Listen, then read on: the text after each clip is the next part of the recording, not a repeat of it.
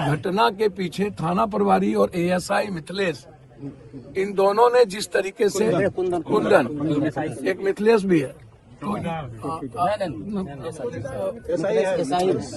तो उसके बाद ये लोग जिस तरीके से किया, अब आप सोचिए 3 छोटी छोटी बच्ची है, एक 15 दिन की बच्ची है और मोटरसाइकिल वाला कह रहा है कि ये लड़का कहीं नहीं है और बिना केस का आप शक की दृष्टि से 1:30 बजे रात में ले जाते हैं, सुबह फिर कहते हैं भाई को आने छोड़ देंगे।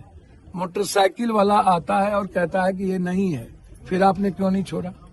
फिर पैसे का निगोशिएशन क्यों करने लगे? तो गलती पे गलती तो थाना करते जा रही है और 2 दिनों से है वो वहाँ।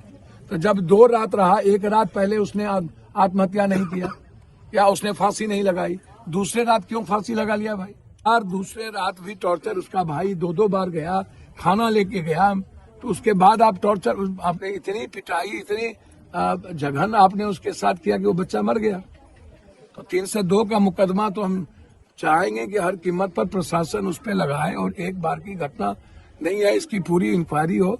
हम डीजी साहब को भी और एडीजी को भी हमने मैसेज किया है और हम सरकार से जरूर चाहेंगे कि किसी भी कीमत पर इसकी नौकरी बर्खास्त हो। किसी भी कीमत पर 24 घंटा से ज्यादा आपको कोर्ट ले जाना है, 48, आप कितना दिन थाना में रखिएगा?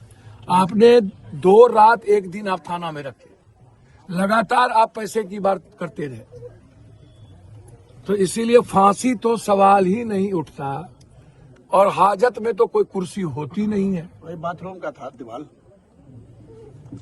अब आप कह रहे हैं बाथरूम का दीवार, बाथरूम के दीवार पर चढ़ गया, तो भैया चादर कहाँ से आया? और चादर आप दिए हैं हमको, तो मारने के बाद देखिए कोई, यह दरोगा पहले भी ताराबाड़ी थाना फूंक चुका है इसके कारण, अररिया में पहले भी वहां पर एक गरीब बच्चों के साथ इसने मार दिया था।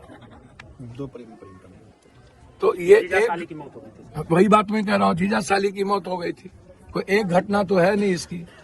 तो ये आतंक का अभिप्राय है और ऐसे जल्लाद को बचाना सही नहीं है समाज के लिए।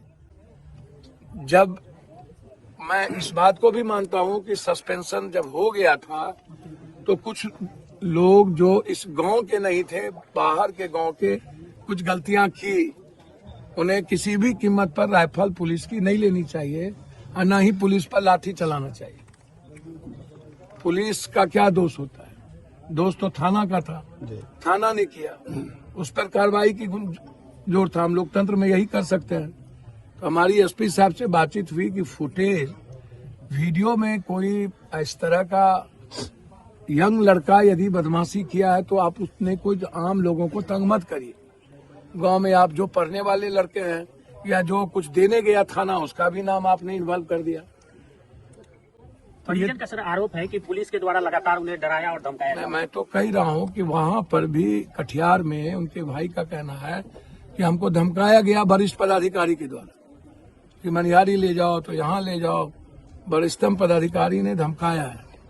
तो मेरा तो इतना ही रिक्वेस्ट होगा कि इस गांव से मैं कहूंगा कि एक पब्लिक पिटीशन आईजी साहब के नाम से कि जो है नहीं, कोई भीड़ का हिस्सा कहीं खड़ा है, उसको भी, उसके हाथ में पत्थर नहीं है, उसने कोई लाठी नहीं चलाया और जो भीड़ में खड़ा है तो उसको भी आप इन्वॉल्व कर दीजिए। कोई पढ़ लड़का है उसको भी इन्वॉल्व कर दीजिए। जो व्यक्ति राइफल छीन रहा है या कोई व्यक्ति लाठी चला रहा है तो मैं समझ में आता हूं कि वो गलत है। हम डीजी साहब को भी और एडीजी को भी हमने मैसेज किया है और हम सरकार से जरूर चाहेंगे कि किसी भी कीमत पर इसकी नौकरी बर्खास्त हो, इस परिवार को मुआवजा मिले। बिल्कुल गलत बहाना है, कुछ भी नहीं होने के बावजूद यह कहना कि ये फंदे हैं, और जो लोग सीसीटीवी फुटेज में नहीं है या वीडियो में नहीं है, हर कीमत पर प्रशासन कम से कम वहां जाकर के आतंक का माहौल ना बनाए, ये सही नहीं होगा।